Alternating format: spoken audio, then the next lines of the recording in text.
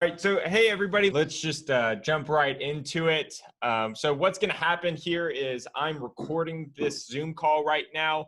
At the end of it, I'm going to post all of it unedited, or at least that's the plan, to my YouTube channel, and I can send everybody the raw footage as well. And then throughout the next week or so, I have some employees here, and they're going to chop up sort of the most dynamic and best pieces of content, and we'll put them out through various social media channels. Obviously, with everything going on right here, just the mission is to provide insight and move the conversation forward. I think nobody is probably more qualified to speak about the injustice of the current criminal justice system than you, Ricky. So I really appreciate you coming here and using, what little platform that we have and donating your time and your message to this. And I think that we could have a great conversation. Yeah, agreed. Looking forward to it. Let's get started. All right, great. So just to get started, can everybody just introduce yourself and give a 20-second bio about who you are? Sure. I'll go ahead and start. My name is Ricky Kidd. I'm 45 years of age. I was recently exonerated as of August 15, 2019. So a short 9 months I've been home, reintegrated back into society. I decided to take my experience and use it to advance the conversation of injustice and criminal justice reform. My name is Anthony Robinson. I'm a former prosecutor, spent a decade at the Harris County District Attorney's Office, located in Houston, Texas, rose to the level of a chief prosecutor. I was the first African-American male to actually achieve that level in nearly 2 decades in the county. I walked away from being a prosecutor last year on Juneteenth. I'm Joe Simons, and I'm a criminal defense attorney in Boston, Massachusetts. I do have some experience with overturning a few old convictions from people who were wrongfully convicted, and I'm very interested in Ricky's journey and what we can do to try to improve the criminal justice system. Sure. Great. Thank y'all. All right, so let's jump right into it. The first question and comments that I have been getting a lot of with respect to the George Floyd, Ahmaud Arbery killings, and just as a huge point of contention and anger and distrust for the criminal justice system, is that there's an overwhelming notion that the government would not prosecute these bad actors but for the media that comes out about their killings. In other words, had George Floyd's killing not been recorded, there would not be this outcry, there would not be this case against his killers. And if the roles are reversed and it is a black perpetrator or a white victim, the government doesn't need massive public outcry to do the right thing. So my question, and this, Anthony, this might be in your wheelhouse. What can we do? How can prosecutors build trust with the people? Do you see what I'm saying? Well, to that question, the answer is they're correct. We would not know Ahmaud Arbery. We would not know George Floyd had there not been video. They would have been 2 more statistics in a long line that would have been swept under and closed out as lawful behavior without ever being questioned. They're going on currently. We know those individuals now because there's video. There are plenty of other males, black males, in that same exact situation right now that we don't know about. And part of the problem is, part of the crime they had, the major focus of the crime that they committed was just being black. To be honest, it was just being black. Things are looked at differently. People always say there's 2 criminal justice systems, one for the black, one for white. There's actually 3. You get one for the blacks and browns. You get one for the poor whites, which is still better than the black and browns receive. And then you get one for your middle class and your wealthy. And people live in different tiers. And also we need to diversify our district attorney's offices. The overwhelming majority of prosecutors in this country are white. They lack experience and knowledge of understanding what happens in Black and brown communities. So when someone brings a complaint to them, they don't hear it at all. They don't care. They don't look for additional evidence. Even if someone tried to bring it to them, many of them would not even look at it. So we have to do better at diversifying and recruiting minorities, and minorities who have an understanding of those communities.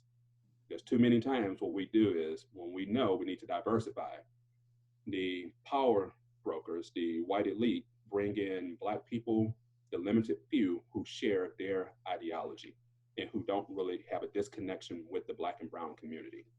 And they use them as stats to say, look, we have Black people. Yes, you have Black people, but you don't have Black people who understand, who can empathize with the Blacks and browns who are being targeted. So yes, they're absolutely correct. Had there not been video, and this happened here in Harris County, happens all the time, no video, no crime. But if it was a white person, it would truly be investigated. And so I want to dive a little bit deeper into that. And in the hypothetical where it's the white person who's killed and the perpetrator is Black, when those two identical cases land on the desk of a prosecutor, what system is in place to make them say, okay, this is one that I'm going to look at because the underlying race issues, and conversely, oh, this one this was self-defense, or the officer was just doing his job. What makes them have those different reactions? But it may not, some of those cases may not even hit the desk of a prosecutor, because the way it works here in Harris County and in Texas, basically the police officers have discretion at the beginning to determine, okay, we think a crime happened. In Harris County, the police officers will call the prosecutor and give them a quick 2-minute synopsis of what the evidence is and what they believe occurred. The police officer can sell that story one of two ways. They can tell the facts as they are and bring a case file over and bring evidence in, the prosecutor can review it. Or they can just say, yeah, the person seems to be justified. We talked to witnesses and they agree with them. We're just calling for a decline on charges. So part of what needs to happen is making sure those cases actually make it into the hands of the district attorney's office. Then the district attorney's office has to do the right thing by presenting that case accurately to a grand jury on felony cases here. Sure. So Ricky, with respect to your situation, did you feel a shift when more media attention was brought to it? Or could you enlighten us on your thoughts on the situation, or your personal experience, or yeah? Absolutely. I do believe there was a shift in my situation. For many years, I was charged in 96. I was convicted in 97. And for 10 years, I cried out for help through letters, writing organizations, churches, lawyers, innocence projects, and it fell on deaf ears. And so in the process, I still had the appeal process to address, and I had to make sure that I filed my paperwork in a timely fashion, pro se, of course, denied, of course. But eventually, 10 years later, the Midwest Innocence Project and Professor Sean O'Brien with UMKC School of Law began to look into my case. They took my case. A few short years later, 2009, they did such a diligent job of bringing everything together. We was ready to go into court and not only prove that I did not commit the crime, but prove who did commit the crime. And the Missouri Attorney General's office pushed back on that for legal reasons, jurisdictional issues, time-barred issues.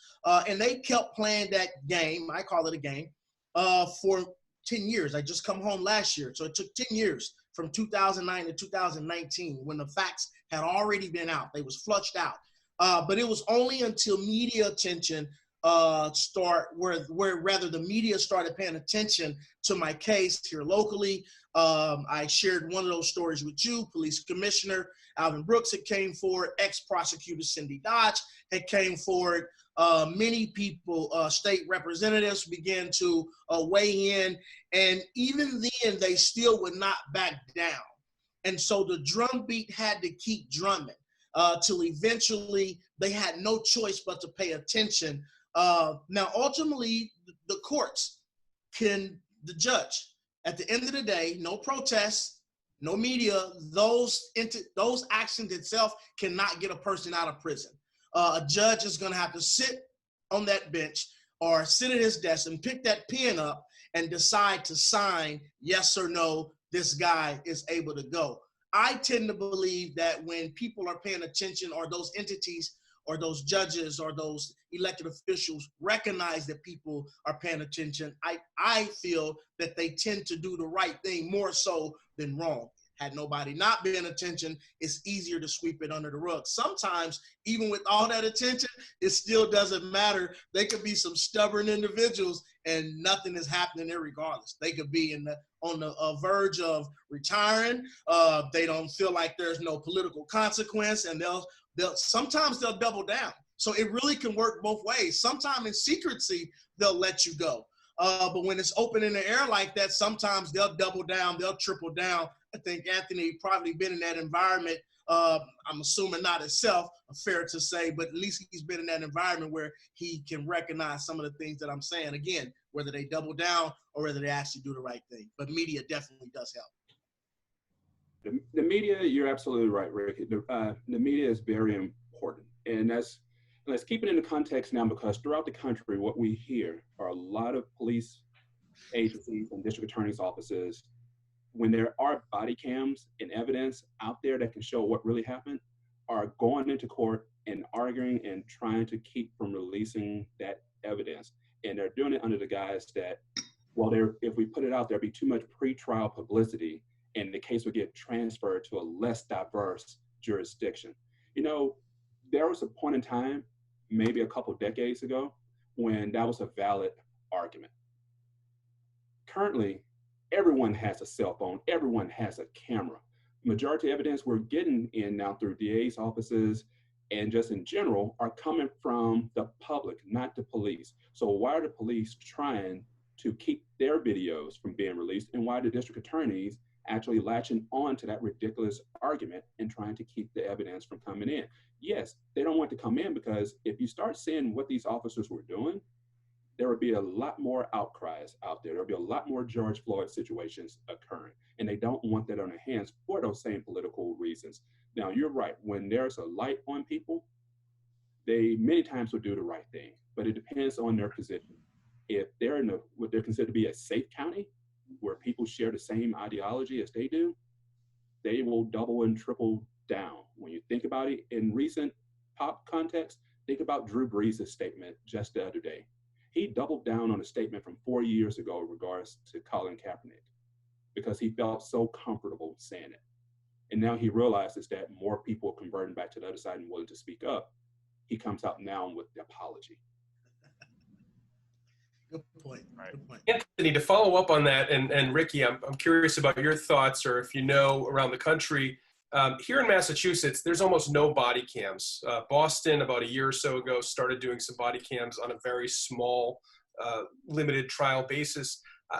When I became a defense attorney, I was surprised, because even 10 years ago, I assumed that all police would easily have body cams. The technology's there. I mean, it's only getting cheaper and cheaper to store that. And I think, like it was mentioned earlier, we wouldn't even know the full context of what happened to George Floyd if that 17-year-old girl hadn't captured it on her phone camera. And you can only imagine how many times these things happen and we don't know, or even lesser travesties happen. So, have you seen any movement, either Anthony or Ricky, toward more body cams, or what reasons that departments are giving for not having body cams? I know there has, Go ahead. I would say there has been a movement towards more body cams in your major cities in Texas. And there's no excuse not to have them. If the police departments can have tanks and assault vehicles and all the infrared technology that they're purchasing under taxpayer dollars, they can get body cams to equip all officers with, so that they can make sure they accurately depict what occurred on the scene, to give us an independent view other than their narrative. So there's no excuse when your policing agencies can have all this tactical gear to say they just can't afford a body cam. And as you mentioned, Joe, the technology has gotten better and the price has come down. The majority of the price is not the hardware now, it's actually just the server space, and which is cheaper now to store things. And it can be protected where it can be in the cloud and still have the level of protection where people aren't hacking and getting information. So I'm amazed that Boston still doesn't have body cams. As a matter of fact, I would advise all Black and brown people is basically to keep your camera, your phone on you, and have the first setting on your phone screen, your main screen, to be a camera, because you need to carry around your own body cam at this point. Yeah, Sure. I agree with Anthony. It is a fair investment, in my opinion.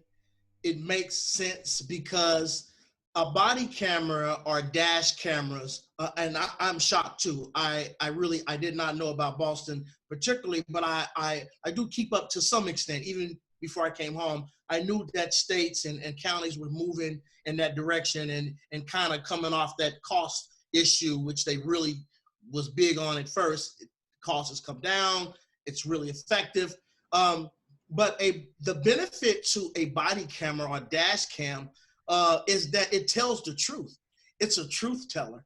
It's a truth teller. Listen, if the guy pushed the officer or did something wrong, the camera's going to tell the truth. It's going to support the officer. Why wouldn't you want that? And if something did go wrong on the officer side, the camera's going to tell the truth. Why wouldn't you want that? And so you really can, we're not silly.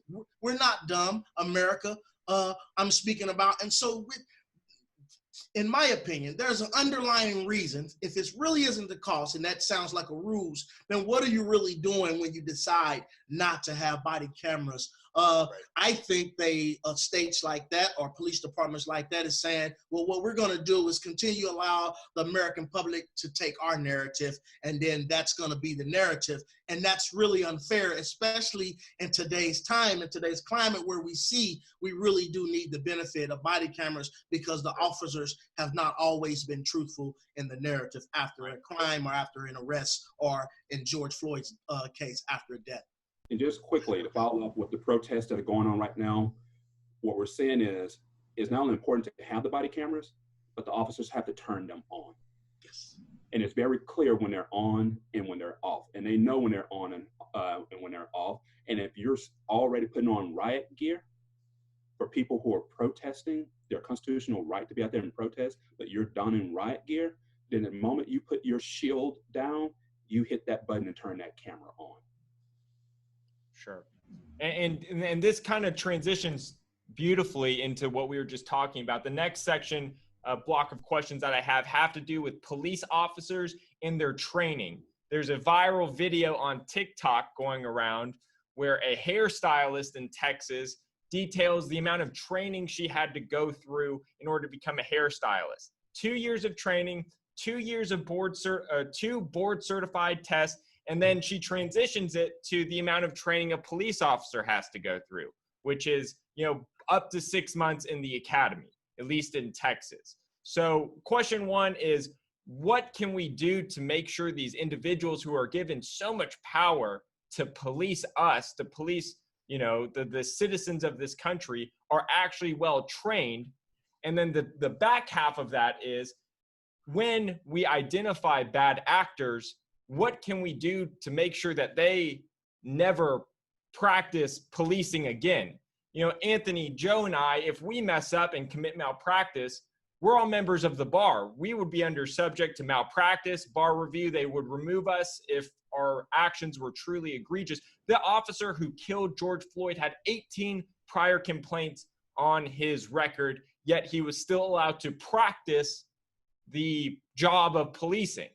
So what can we do to, one, better train these guys and girls, and two, when the inevitable bad actor slips through the cracks, what can we do to make sure they're removed from the police force? Well, I'll take the lead on this one. Well, our officers get trained, but the training is minimal. You say they go through academy, it's a rush, and they cite the lack of police officers on the force due to retirement, that they have to put people out before they're ready. That's a dangerous scenario. They need psychological assessments before they hit the streets, and they also need mental health training. Many times when you see these situations, everyone's always talking about, as in George Floyd case, are the potential intoxicants. Well, we don't know if a person was intoxicated on anything until we have a lab test that confirms that the person was intoxicated. Sometimes the so-called intoxicants that officers think are really just a mental health issue that is manifesting. And they don't know the difference because they don't get the training. And then the training they do get is subpar. We keep hearing that every department has policies and rules about restraints when people are in supine positions, but yet we keep seeing it. And why are we seeing it? They learned that from somewhere. So where did they learn it from? They learned it from their police academy. They learned it from their training. Their policy says one thing, but what they're actually being taught is something completely different. And how do we get our message across? We have to start voting. We have to go to police, the chiefs of police report directly back up to the mayors. If the police department is not hearing our message as a community, we get the mayor out of office. We push to defund them. We're relentless in our approach to seek peace and justice. We don't give in and just keep voting the same people in, because we know if we let them regulate themselves, we see the consequences of it. And we've got to stop. We don't pay enough attention to our local elections. We've got to get in and start defunding these agencies in that point. Yeah. And I feel, let me just say this, very, very, very important. Wrongfully convicted, shady police work, in my case, egregious prosecutor misconduct, in my case, every reason to hate law enforcement or prosecutors. Let me be very, very clear. I love law enforcement and I love prosecutors. I love judges. I cannot close my eyes and imagine a world without. It just simply would be chaotic. They wake up every day and they put on those uniforms every day. And they don't go out in the community to protect their family, their own home. They go out in the community to protect us and our homes and our community as a whole. They are our heroes, actually. And so we owe it not just to the community that they police, but we owe it to the officers as well to make sure that they have proper and adequate training. We owe that to them. The ones, I'm talking about the good ones, and I believe that a vast majority of police officers are good police officers, but we owe them that. So I want to be a police officer. I'm saying that I want to protect and serve, and I want to be involved in my community. And so I'm going to raise my hand, I'm going to sign up, and you're going to put me through an academy that half-ass train me or don't give me the proper tools and adequate tools, whether that's mental counseling, whether all these safeguards to make sure that I'm doing my job properly. I don't believe that most officers wake up and say, I'm about to go out and I'm going to kill somebody today. I'm going to harm somebody today. I don't believe that. I believe some of the circumstances, not all, but some of the circumstances, they evolve. Their lack of training or inability to have counseling because of things maybe happened in the prior weeks or month causes them to react. They fumble the ball. Like a football player, they fumble the ball and they get it wrong. But we owe the community and we owe those who put on that uniform and that shield every day to go out to serve and protect. And so there's both sides to this, guys, and we have to do better in protecting the community, making sure that the officers have the adequate tools to do policing, and then to make sure that they are held accountable. Accountable is my word. I love that word. Hold them accountable when they actually do the wrong thing, as in the case of George Floyd, as in the case of the Aubrey case, Breonna Taylor's, go back to the Trayvon Martin. I mean, we can go back.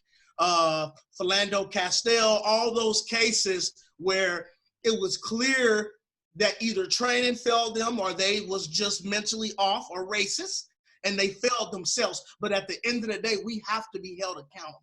A criminal, he goes rob something, he has to be held accountable. A person who speeds and get pulled over, hey, you're not a bad person. You just were speeding, but I'm going to give you this ticket because you have to be held accountable. Our society should dictate that all individuals who commit crimes or bad acts should be held accountable, period. And until we get what the brother said, Anthony, until we get district attorneys in office or mayors in position or governors or entities that says, listen, I'm going to support you. We're going to be a body of family and we're going to be a community of unity.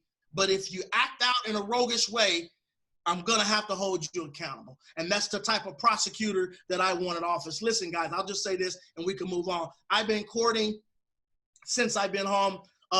District Attorney Tracy Chappell here in Kansas City. She's running for District Attorney here. I've been courting Rich Finnery. He's running for Missouri Attorney General, and I've been on calls and I've been on dials and I've participated in their forums. Rich Finnery, I'll be on a one-on-one forum with him come next week. I am engaging them. I am engaging them to make sure that they understand the current climate as it relates to our criminal justice system and what exactly are you doing. It just complements what Anthony was saying here a few minutes ago about making sure that we vote and who are we putting in office. And once you get in office, what type of individual will you be? Listen, I get it. Let's be honest. Can we be honest for a sec? I get it.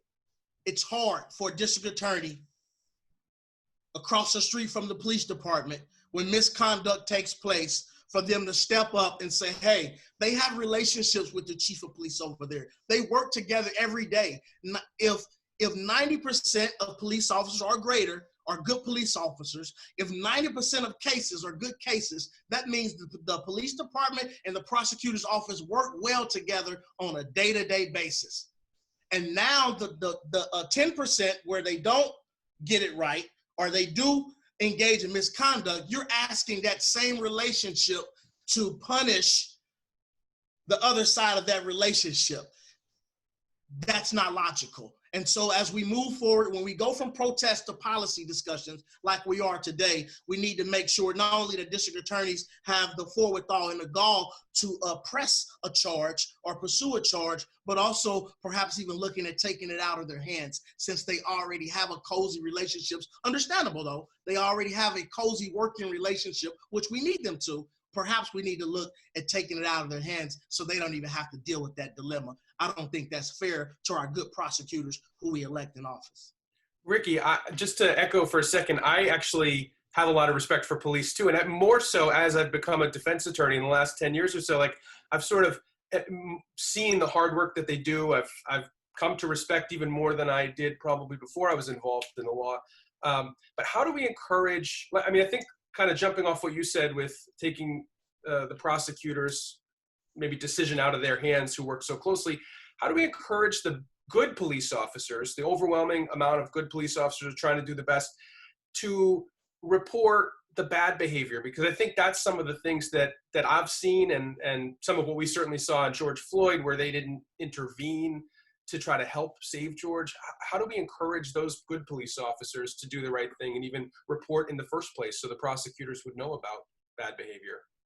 Yeah, I think that fabulous question. I think they have to be trained or encouraged to exercise their integrity, to police in their integrity. Listen, since I've been home these 9 months, I've been to 9 states before COVID hit.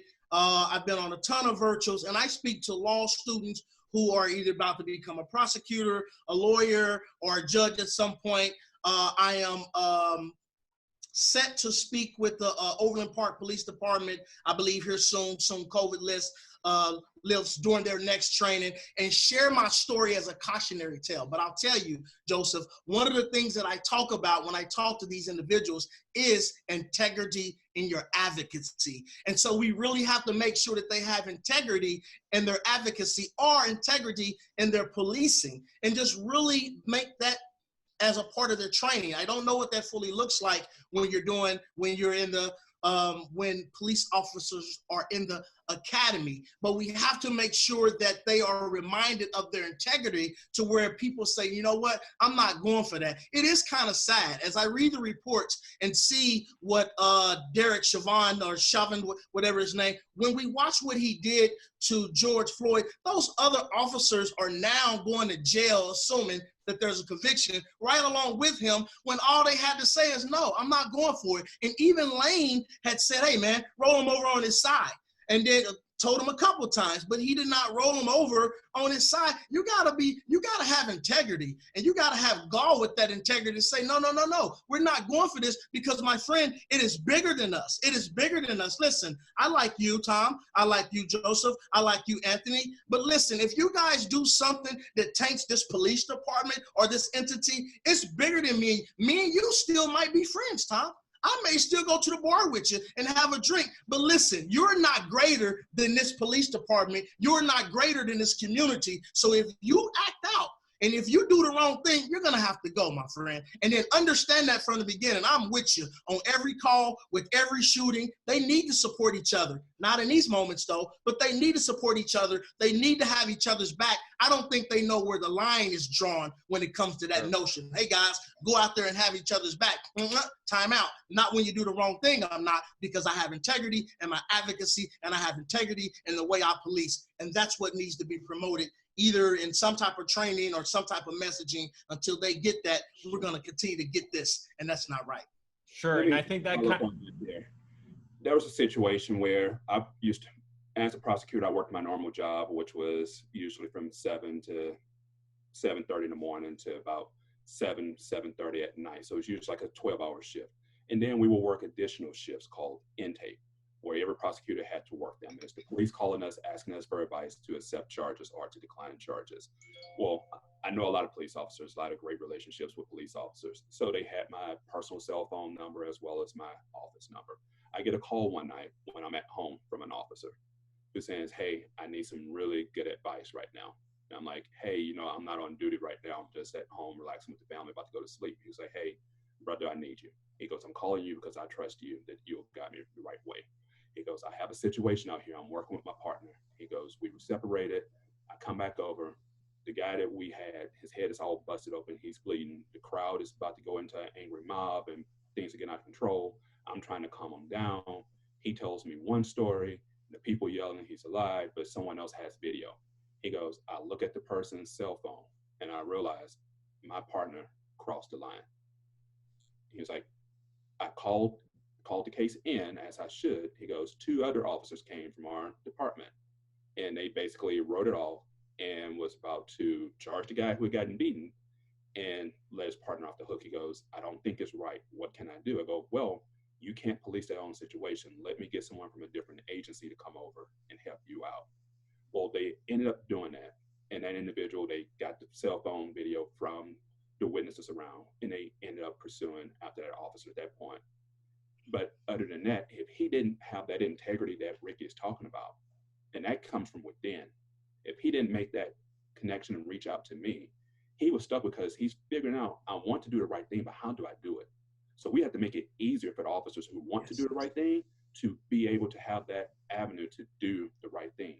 It is, Ricky hit on a nail. You have these relationships between prosecutors and police officers. They become so intertwined. It's hard in those 10% cases to know when they're supposed to punish. This is why we may need citizen review boards for these types of situations. We need an independent eye, whereas an outside DA's office or Attorney General's office, someone else needs to be looking at these cases, because internal affairs with police departments aren't doing it. We see from Derek Chauvin, 17, 18 times, nothing was happening. There was nothing done in his history to tell him to stop. He only escalated because he knew at that point he was becoming Teflon. Nothing was going to happen. That's why he was so calm, so relaxed.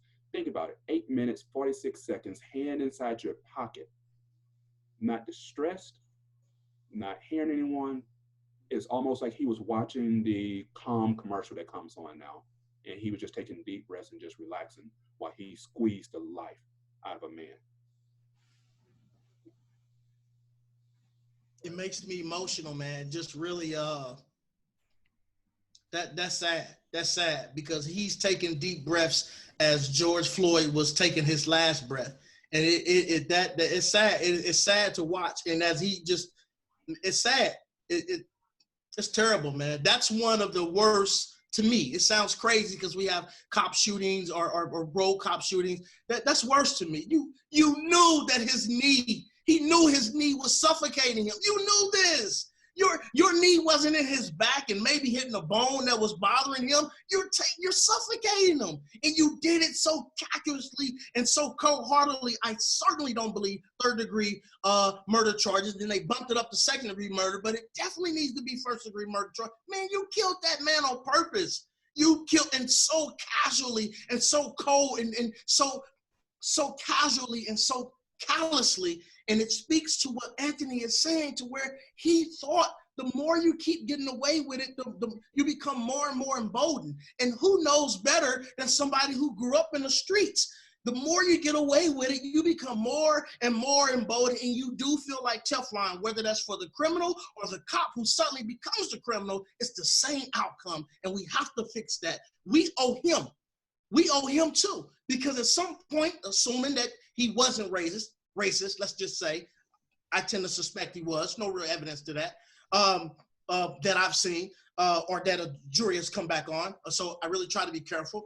But if you're not an evil racist who puts that uniform and says, I'm about to go out for black blood today, assuming, and maybe we're not talking about him because maybe he do fit that narrative, but for the officer who wakes up, and again, he puts that uniform on, we owe them. Listen, I want to be checked, man.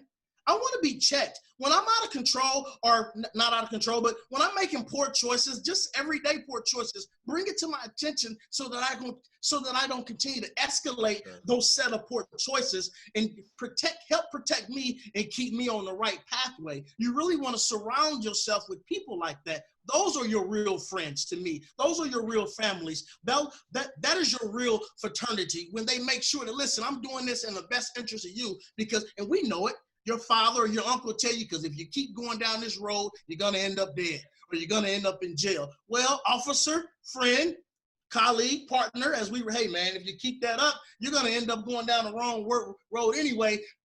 I'm going to have to report you, man.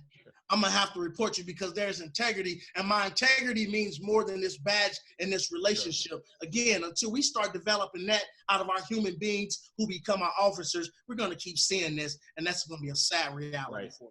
Right. And Anthony and Ricky, does this kind of go along the narrative of having something to the effect of a bar association for police officers, where an officer might not have as much of a dilemma reporting his partner if they know that it's a small transgression, right? Because with the theory of, you nip it in the bud before it gets to the point of murder, right?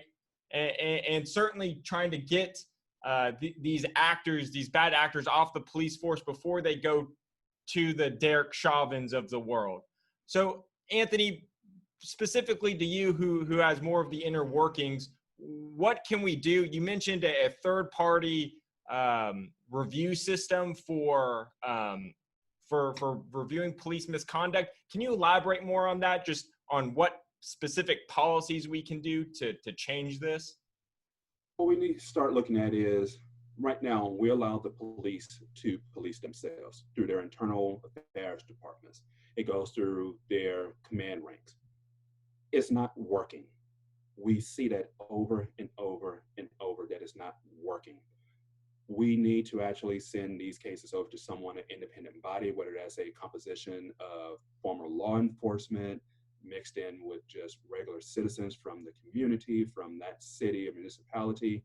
We need someone else to actually be able to review those use of force cases when someone files a complaint, that the complaint actually goes to someone other than the police department's internal affairs, because that's where many legitimate complaints go to die, is in the internal affairs department. And remember, they're speaking only on what their current policy is within the police department. So maybe in that context, the person did not break the policy of the police department based on their training and the way it was written, but they have broke the contracting policy with the community. And we need to start policing, because as the community, we're the ones who elect the officials to determine what the laws are. That is still our power as citizens. We have given authority for them to craft policies and laws. And when those laws don't work, we have to take it back, and we need to be able to constantly review. We can't go back and say we want a new law when we don't know what the problem is as the citizenry. We have to be able to see and get the evidence and information in to know, wait a minute, we don't like the way this internal policy is working. This is not what we want. We propose a revised policy that the police department has to adopt. And the only way you know it is if you see the evidence. Now imagine, they won't release body cams, and they try to keep that from the public. So you know they're not about to just give over an officer's files. So we need a different group of people who can actually receive the complaints in and sit down with the chief of police or the sheriff and review that information with other law enforcement people combined. It should be a diverse group, not all law enforcement, because if you get all law enforcement, you're going to get groupthink, and they're going to always try to justify and try to see, how does this go to the qualified immunity that they enjoy? And the problem is, it's not qualified immunity that the officers are operating with. Right now, they're operating under absolute immunity because nothing has been happening. Nothing. Only when we get independent video is something happening. And even when we get that video, as in the Philando Castile case, we still don't win the cases at trial, which is another issue that goes directly to the district attorney's office and how the cases are investigated on the scene by the police departments. So even when we think we have something, so I'm pleased that charges were filed in the George Floyd case. But I know, as a former prosecutor, it's a long ways from being over. And people saying, well, you have it on video, it's slam dunk. No. Jurors don't like convicted. Right now, but you never know what 12 people are going to do inside the box, because they would lie and say whatever they can to get onto a jury with an ulterior motive to free that officer, because they can connect with that officer. And that's the mentality and behavior we have to get away with as a society as overall. Sure. Yeah, go ahead. I'm sorry, Tom. Oh no, continue, Ricky. I was going to transition to the next question, so I want your point before we do that. Caveat, two real small caveats, if I can. It's so intricate and complex because we love our officers. We love our frontliners. We love our first responders. That's true. It's this weird America relationship because we love our firefighters. We love our nurses and our doctors and our police officers like they are our heroes. So it is, even when charges are filed, it's hard for a jury to come in and want to send our hero in our mind to, even though he or this individual may have become rogue, it's hard to get out of our mind that, no, this is my hero. This is our collective heroes. And they are, guys. They are. They really are, to the listening audience for the most part. Our police, listen, man, they are. They are our heroes. They are who you call. Let something happen to you. I promise you, let your car get stolen. Let your car get pulled over. Run out of gas on the highway. You're probably going to call a police officer. They come to our aid and our defense. And we know this. This is branded in our head over and over, year after year after year, and we get it. The crowd that probably don't get it the most are criminal element-minded individuals, just being honest. I come from that world. I did 23 years in prison. I get it. They don't like police, period. But most citizens and society as a whole, we like our police officers. And so it is hard to sit on a jury once assembled and find this individual guilty, even despite some of the hardcore evidence. And so that's a small caveat to really help give this conversation context. I also want to say this too, because it's important to be fair and balanced when we're having this conversation. And we have to be careful. I have a message for the police officers, for the police chief, for the mayors, for the district attorneys, but also to the community. We have to be careful. We have to have integrity as well. Accountability across the board. You want them to be held accountable, then you need to be held accountable anyway. I want to be held accountable myself. And one of the problems that I think help contribute is the false charges, the false accusations that police officers are acting out, or that they're racist. That deafens people's ear. They don't want to hear it now. So it's listen, I'm innocent. And then everybody raised their hand that I too am innocent. The problem with that is nobody wants to hear who really is innocent. That's a problem. That's a personal pet peeve of mine. I sat in prison for years and all these individuals said, I'm innocent too, I'm innocent too. Well, now don't nobody want to hear about nobody being innocent, even for the man who really is innocent. And it took that much longer. It took 10 years after my innocence was discovered for me to finally be released. And I think some of that is because we're tired of hearing it. As a community, there go another guy saying innocent. So as a community, we really have to be, I'm calling on you too, to be a little bit more accountable, to be a little bit more responsible, and to make sure that you have some integrity as well, because some of these issues are justified. Some of the way officers respond are justified, as policing looks ugly, guys. It's ugly. So some proper police responses look ugly, and we throw our hands in the air and scream foul on the play when it's not really a foul on the play. You do that too many times, guys, and then the commissioner and those boards that he's talking about, they're gonna say, there they go crying again. It makes it, I'm not saying it's right, but it makes it a little bit more difficult for the ears to listen and for the eyes to see what really went wrong when they are inundated with all these cases or these allegations that are not true, that are exaggerated. Let me just please, let me give you a quick example. An NAACP member, board member, president, I forget out of where, just came across my feed the other day. He got pulled over by an officer, black man. The guy in the car. He gets pulled over by an officer. And the officer did a beautiful, pulled him over, didn't turn the blinker on. His Mercedes-Benz was registered to a truck. The license plate was registered to a truck. I mean, he was professional. He was proper. He went back to the car. The dispatcher told him what the issue was, and he even gave him a warning. He said, hey, listen, get that fixed. Because that's not the it. He said, well, I bought it from the man, and he said, listen, they told you wrong. I'm talking about very professional.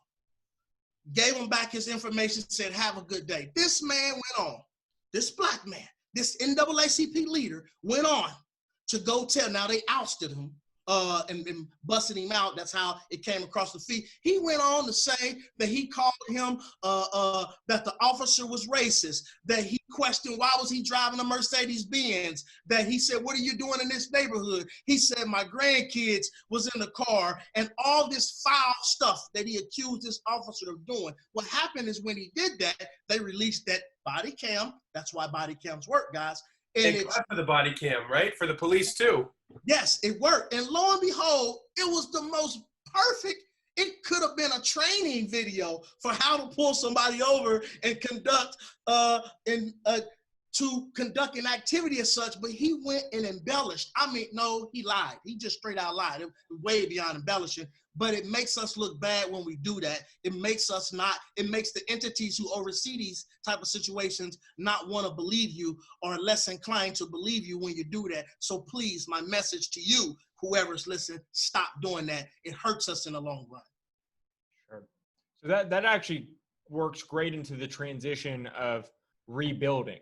What can we do? There's mass protests right now. Some of them have turned into riots. What can we do as a community to rebuild trust with the police? What can the police do to rebuild trust with us, the government as a whole, communities as a whole, white versus black? What can we do to rebuild trust, or to build trust if there was never any trust to begin with? How can we move this conversation forward? And that's what I was going to say is, I don't think we can rebuild it because we've never truly established trust. There's really been no trust established between the police and the government with the Black community since the inception of Black people being brought to this country as slaves. We went from slavery to the Civil War to basically, which wasn't really fought over slaves, it was fought over money and keeping states in.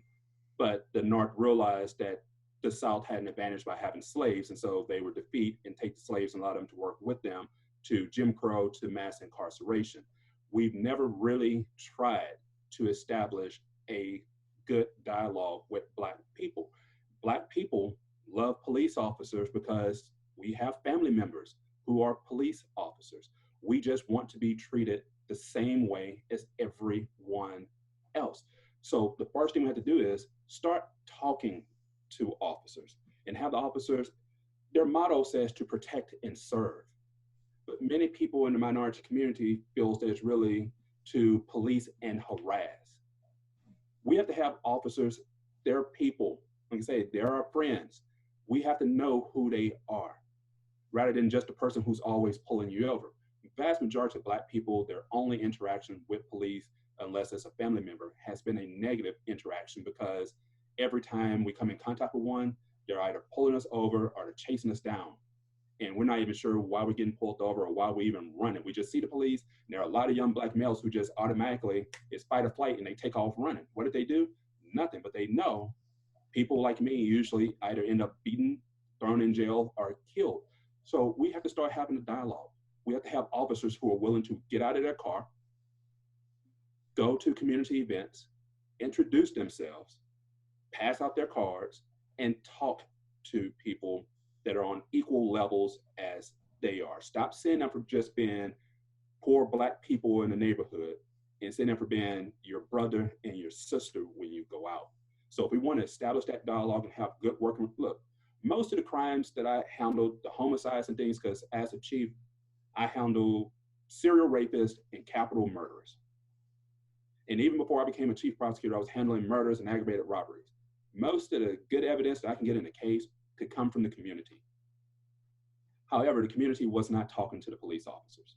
And we only had a limited amount of Black prosecutors in my office. We're the largest DA's office in Texas. We're about 380 assistant district attorneys. And of that 380 at the time, probably about 14 of us were Black. And we had 3 Latino prosecutors. In Houston, a majority minority city, and we couldn't have fair representation. And we had leaders at the top who would say, well, I'm not sure if we can find applicants to fill the positions and fill the roles. No, we have plenty of minorities going to law school and doing a fantastic job. And we performed better at trial. When we had solid evidence, we could relate to the jurors who came in because we understood the crimes, because we grew up around people, kind of like what Ricky was saying, is we grew up in those environments. We knew how to put the legal aspect with the layman's aspect and connect the dots so people could see. So we don't like when our brothers in the community go out and rob people. That hurts us too. We want that person punished. We don't want to see that. But in order to get that evidence, you have to have a trust established. They have to actually come out and start talking to them, because when people think, kind of like what Joe was saying before, hey, my client can call the police, and then the police come out, they're arresting my client. No one wants to talk to you at that point, because they feel, even when they call you to do the right thing and to help you out, they end up getting arrested. So put down the shield and open up your mind and open up your heart and treat them as they are, God-given human beings on this planet with you, and work with them. That's how we get there. We get there by the police officers coming off the power trip and the egos and realizing, I'm going to see you man to man, man to woman, woman to woman. That's how we get there. For the officers who go out, we have officers in Houston and Harris County who people in the neighborhood know. Those are the ones who we get tips on what's happened. But the majority of the officers, is a job, when it should be a passion to help people. Yeah. If you can't put the passion in as a police officer or as a prosecutor or even as a defense attorney who has to protect the rights of those individuals, you don't need to be in the game. You need to get out, because it ain't meant for you. Yeah, I think that's beautifully said, Anthony. And then I think that comes from your expertise and experience. So I think we could take that and definitely run with it. Not really much to add with it or add to it, except just making sure that officers kind of back to my point earlier, that even within the department, as you take your shield off and set your ego aside, make sure that you are holding each other accountable. Because what happens is, if I have 6 brothers and I'm in the kid family and we're the kid family and I love purse snatching or robbing old ladies, the rest of my brothers and sisters might get that reputation as well. That's how we think as humans. We tend to associate. That's what creates our bias. I flew to Spokane, Washington, and spoke to police chiefs, prosecutors, judges in the community. We did a open public forum. And what I talked about was, first I shared my story as a cautionary tale, but I also challenged everybody in the room to check their bias. And then understand first that's a real thing, and then where it comes from. And I don't mess with white people because of this. I don't mess with women because of this. I don't mess with black people because of this. Our bias, and I don't mess with cops. Some of us never even had a bad experience with a cop, but we've seen what George Floyd went through, and now all of a sudden I don't like cops. That's why it's bigger than us. And the community, the police department community, they have to begin to understand that. This is what you do. I may love you, Anthony. I've been bro, but if I stick with you, it's going to hurt us all. It's going to hurt us way bigger. Man, you may say, hey, man, I shouldn't have, I don't want to go to jail, but I don't want to, it's bigger, man. You're going to have to do your 9 years or whatever they're going to give you. Because it's bigger than that. It hurts us. It hurts us when we do that. You see how it hurts us. And his point is so spot on, Anthony's point is so spot on. But this point is equally matched to that. If we don't start doing that, if we don't understand that, then people who never had no interaction with police, no bad interaction with police, is going to take that one situation that they see is so on flames right now across the country, and their bias is going to sink in so deep that it's going to be hard to unearth that or to bring that out. And so we really have to be cognitive of that, and we have to be responsible when it comes to that. Listen, when I got done, I went there and there was a district attorney there in Spokane, and they said, Ricky, listen, I don't know if you're going to be able to reach this guy. He's such a hard head. He's thought all these different things. And I wasn't trying to, I just wanted to share.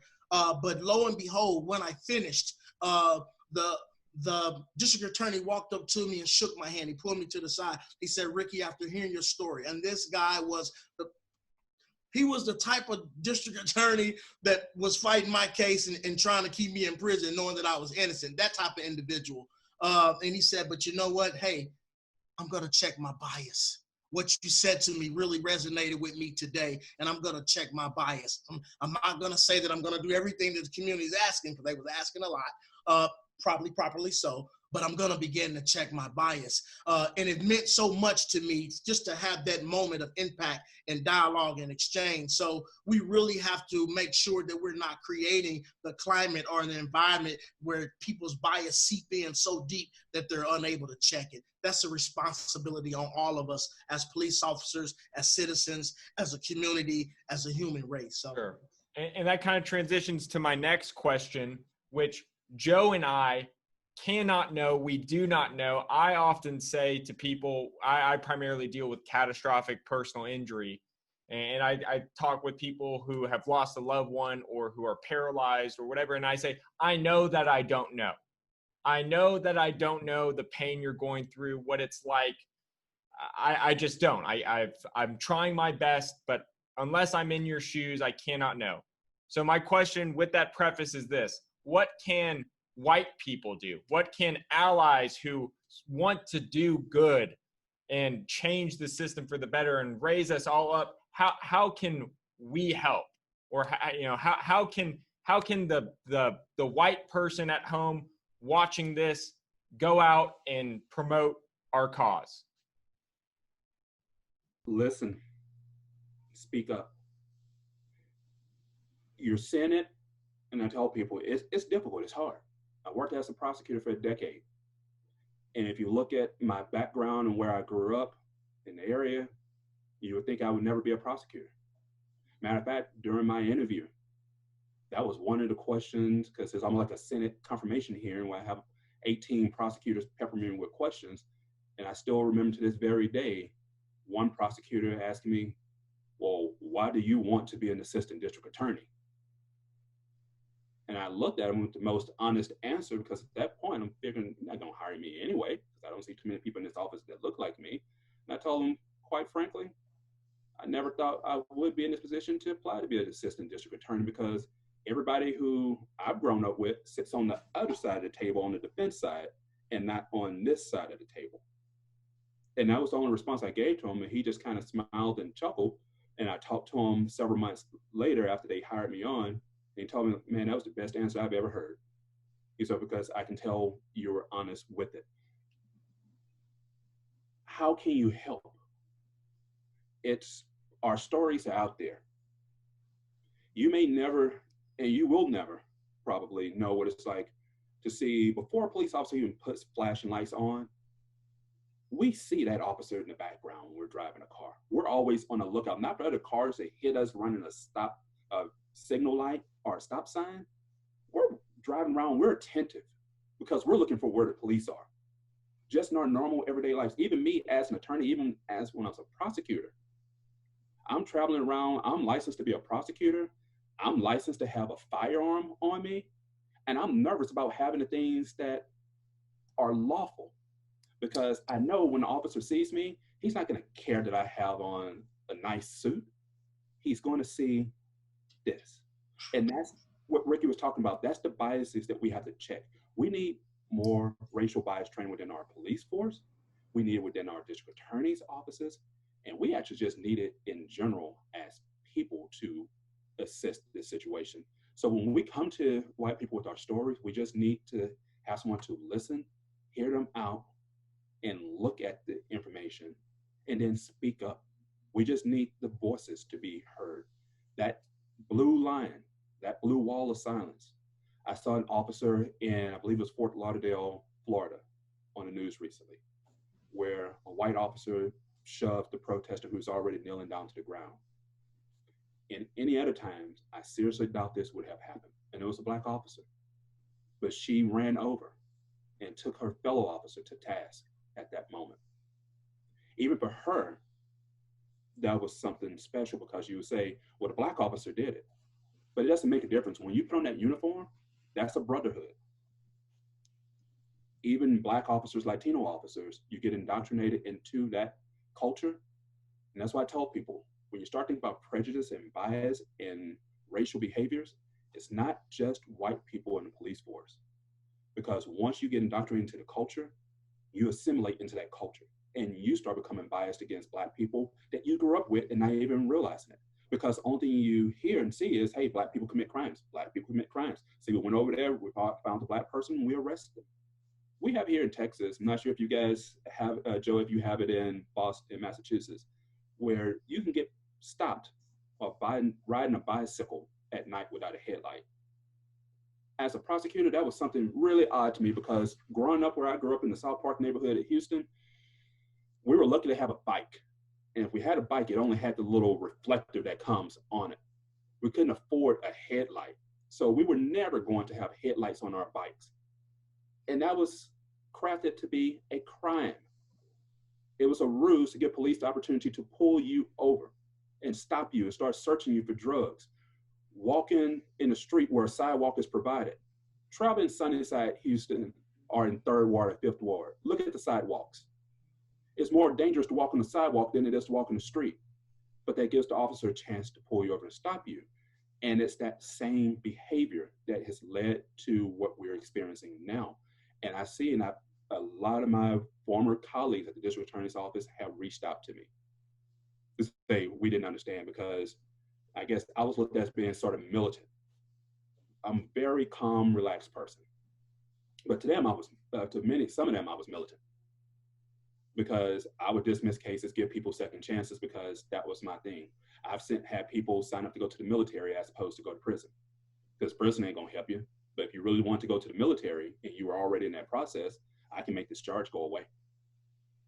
Sure. So when you hear our stories and you see us, if white America loved our color as much as they love our culture, we would be in a very good place, because white America, you look on TV, from music, everything else, you love the way we talk, you love the way we dress, you love the way we walk, but you don't love us the way you love the things that we can bring to the table, and realize all those things we bring to the table is exactly who we are.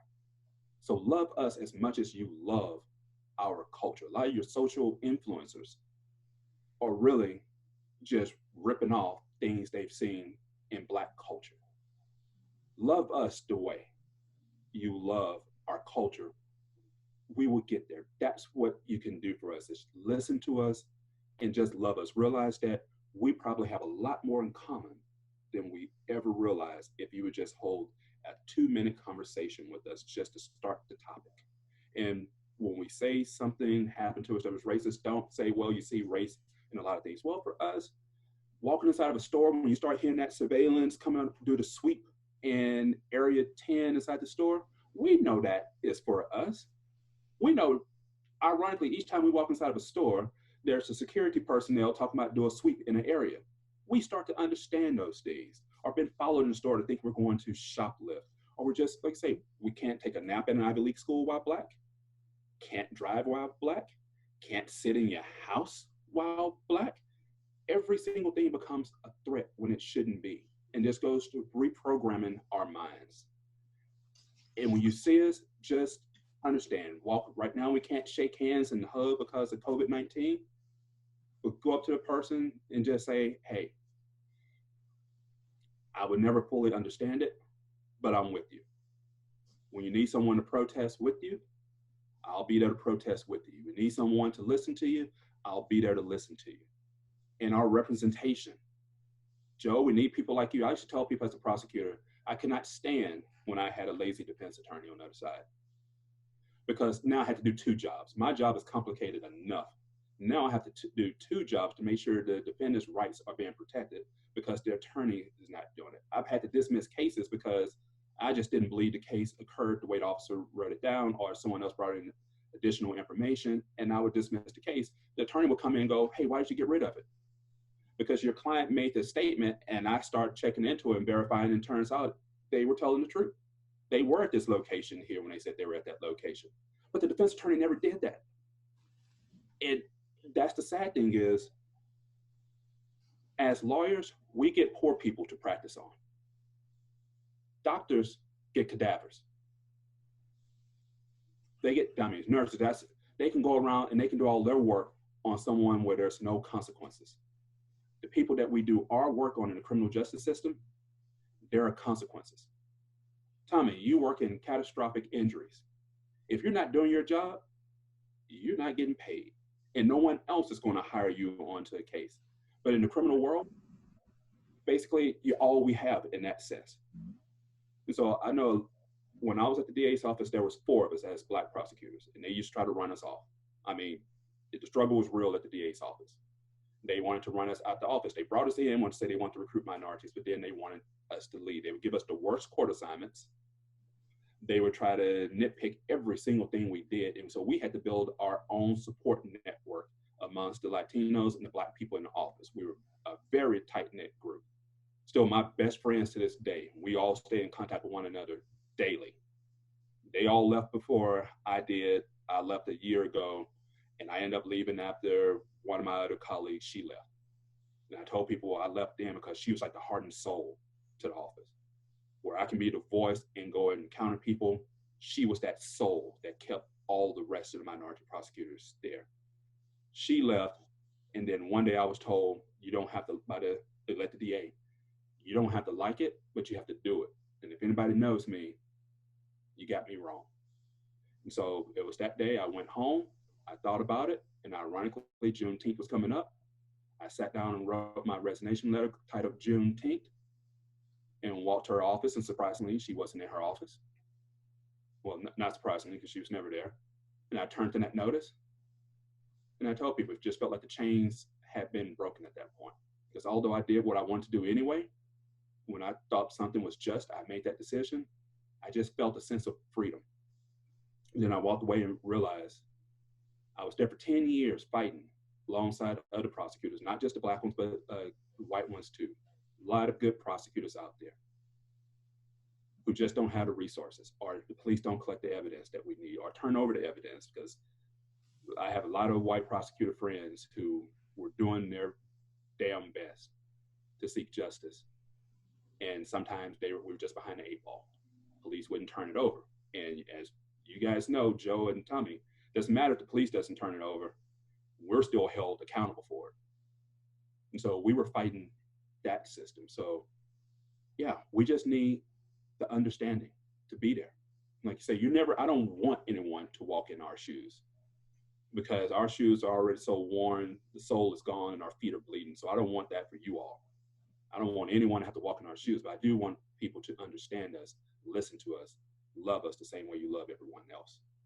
Yeah, and it beautifully said, very, very beautifully said. It really just took me, this is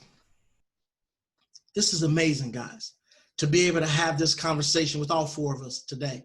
And hopefully as many people as possible would have the opportunity to be able to listen, because look what's represented on these 4 screens here.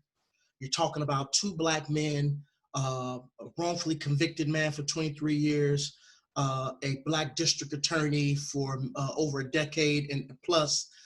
You have Joe here, you have Tommy here.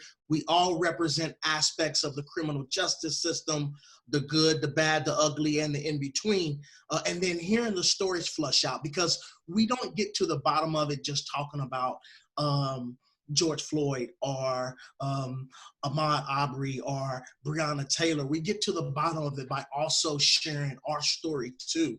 So I thought it's just so important and relevant for Anthony to be able to give us that insight as well. It would have been one thing. Let's leave that up for CNN. I think they're going to cover that well, simply talking about the case of these individuals, which are important, but also the individuals who also make up this system or has been affected and impacted on this criminal justice system. Very, very, very enlightening just watching it and then having an opportunity to be a part of it. So really thank you, Tommy and Joseph, Anthony, really for putting this together and having an opportunity to be able to share.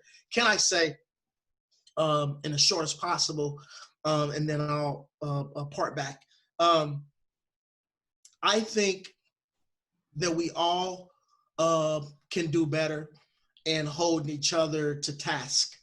Holding each other to task is important, whether you're in the police department, whether you're Black, whether you're a district attorney, whether we're neighbors. Let's do a better job at holding each other to task. You ask, what can we do? Hold each other to task. Anybody who know me, I'm fun, I'm loving, I'm lovable, but I'm a stickler and my integrity is very, very, that may sound odd, but that is very, very important to me. And whether it's a small team over here at IIR, whether I was in prison, when I ran prison programs, and we were key facilitators. We would run the programs.